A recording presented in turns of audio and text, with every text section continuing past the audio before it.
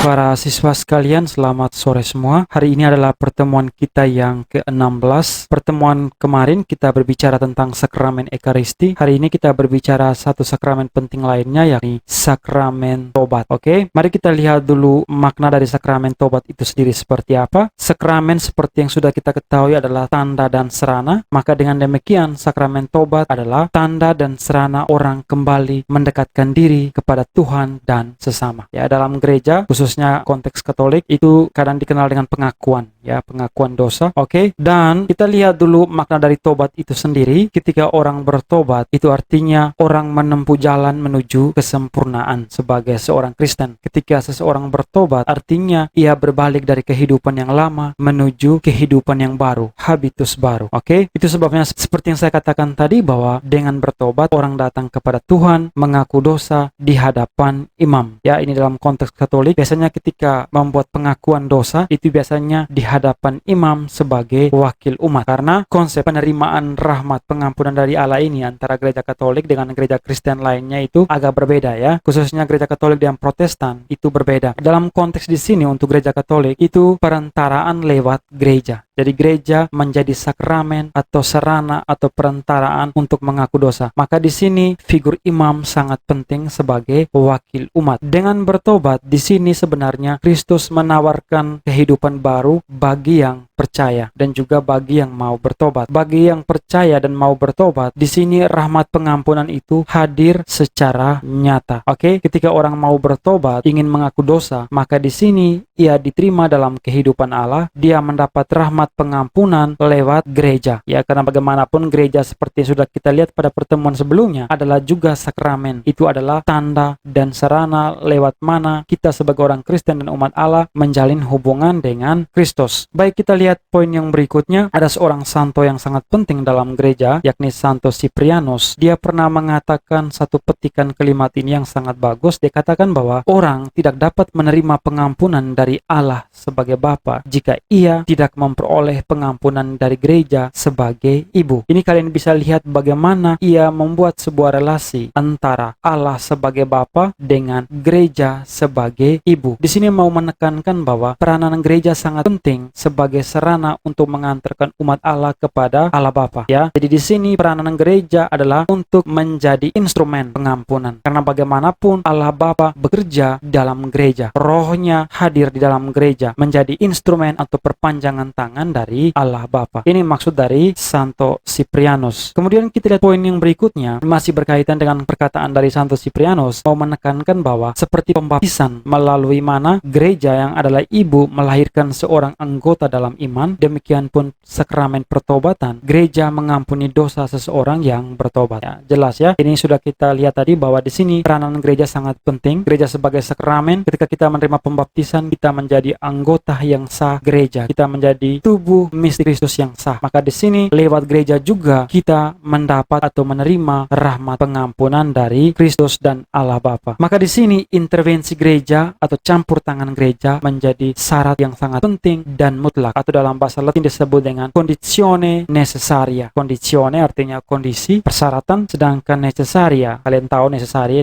yang seharusnya mutlak untuk pengampunan ilahi. Tetapi di sini para siswa sekalian, pertobatan itu tidak akan berjalan dengan baik tanpa adanya juga dari pihak manusia. Mesti adanya perubahan hati dan sikap dari subjek yang mau bertobat. Oke, baik, kita lihat poin berikutnya. Di sini Konsili Vatikan kedua dalam dokumen yang sering saya tekankan kepada kalian, Lumen Gentium, Cahaya Bangsa artikel 11, itu menyebut sakramen ini sebagai sakramen tobat. Karena menurut dokumen ini, yang terpenting adalah ini, sikap tobat dan subjek yang mau bertobat. Karena dengan pertobatan, subjek atau si peniten itu menerima pengampunan dari Allah, dia berdamai dengan Allah, tetapi juga berdamai dengan gereja. Oke, mari kita lihat yang berikutnya. Pertanyaan di sini adalah, apa saja keharusan bagi seorang peniten? Apa yang harus dilakukan oleh seorang peniten atau seorang yang mau bertobat? Itu ada 3 yang harus dilakukannya. Yang pertama adalah penyesalan, yang kedua pengakuan, dan yang ketiga penitensi atau denda. Biasanya dalam konteks gereja Katolik, sebelum orang mengaku, itu diberikan waktu secara khusus bagi dia untuk melihat kembali dosa-dosa yang telah dia lakukan. Biasanya ada momen hening, dia biasanya berdoa di hadapan sakramen Maha Kudus, berdoa, berlutut untuk mengingat kembali dosa-dosanya dan menyesal. Oke. Kemudian setelah melihat kembali dosa dalam suasana hening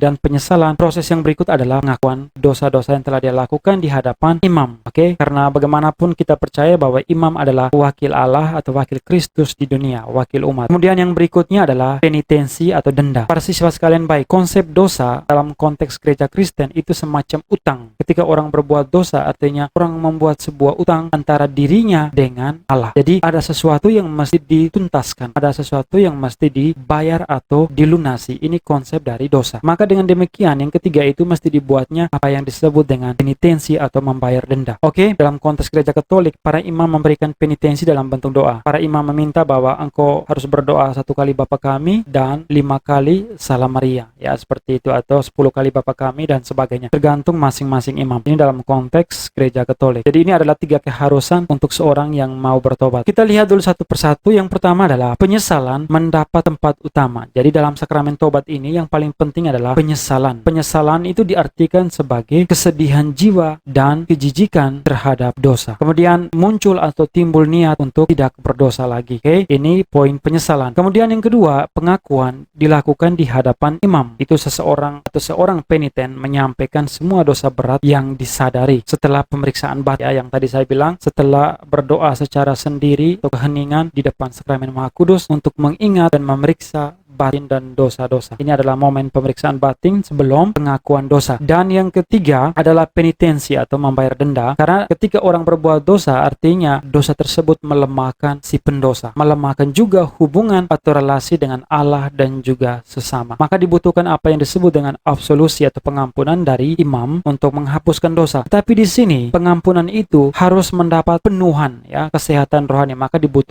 diperlukan apa yang disebut dengan penitensi. Itu tadi seperti yang saya katakan, doa Bapa kami atau Salam Maria seperti yang diminta oleh para imam sebagai pemberi absolusi atau pengampunan. Dengan demikian kita dapat mengatakan bahwa sakramen tobat adalah sakramen iman. Karena bagaimanapun pertobatan itu berkaitan dengan sikap iman seseorang. Karena di sini ada kait-mengait antara subjek yang mau bertobat. Karena pengampunan atau absolusi itu tidak akan berjalan tanpa adanya kemauan dan kepercayaan dari si peniten yang ingin mengaku dosa, bahwa dia percaya dosa-dosanya akan diampuni setelah dia membuat pengakuan. Jelas ya? Baik, kita lihat poin yang berikutnya tentang buah dari sakramen tobat. Yang pertama adalah jelas kita merasakan kedamaian, artinya kita berdamai dengan Allah. Kemudian yang kedua, kita berdamai dengan gereja, karena gereja adalah sakramen, tanda dan sarana kita menjalin hubungan dengan Allah. Dan yang ketiga itu keadaan rahmat kita itu dipulihkan karena selama ini. Kemudian yang keempat adalah penghapusan hukuman kekal karena dosa-dosa berat, karena ada yang orang yang komit, ya, yang melakukan dosa yang sangat berat, di dalam gereja. Baik, untuk penutup pertemuan kita hari ini, Pak John ada membuat penugasan buat kalian, karena kita ini sebentar lagi akan memasuki masa Natal. Jadi saya meminta kalian punya kreativitas untuk membuat atribut-atribut atau karya tangan yang berkaitan dengan Natal. Itu kalian bisa bernyanyi lagu Natal, membuat dalam bentuk video singkat, bisa juga dengan instrumen, gitar dan sebagainya. Saya menghargai kreativitas kalian dan saya meminta jika lagu jangan terlalu panjang, minimal 30 detik. Kemudian jika ada yang baik, ini untuk mereka yang mau bernyanyi. Tetapi saya juga memberikan kemungkinan lain, teman-teman yang ingin membuat atribut-atribut yang berkaitan dengan Natal seperti kartu Natal atau apapun itu seperti harapan-harapan di hari Natal, dibuat dalam bentuk karya tangan yang kreatif. Setelah itu kalian bisa memfotonya dan mengupload di Schoology. Tadi ada yang bertanya bahwa apakah bisa kartu-kartu Natal itu dibuat dalam alat editing, software editing dalam bentuk multimedia? Boleh-boleh saja, ya. Saya menghargai kreativitas kalian dan itu akan diambil untuk nilai praktek kalian. Pengumpulan paling lambat itu adalah hari Minggu ini, tanggal 22, minggu depan ini, jam 8 malam. Oke, hari ini sampai di sini dan sampai jumpa pada pertemuan kita yang berikutnya.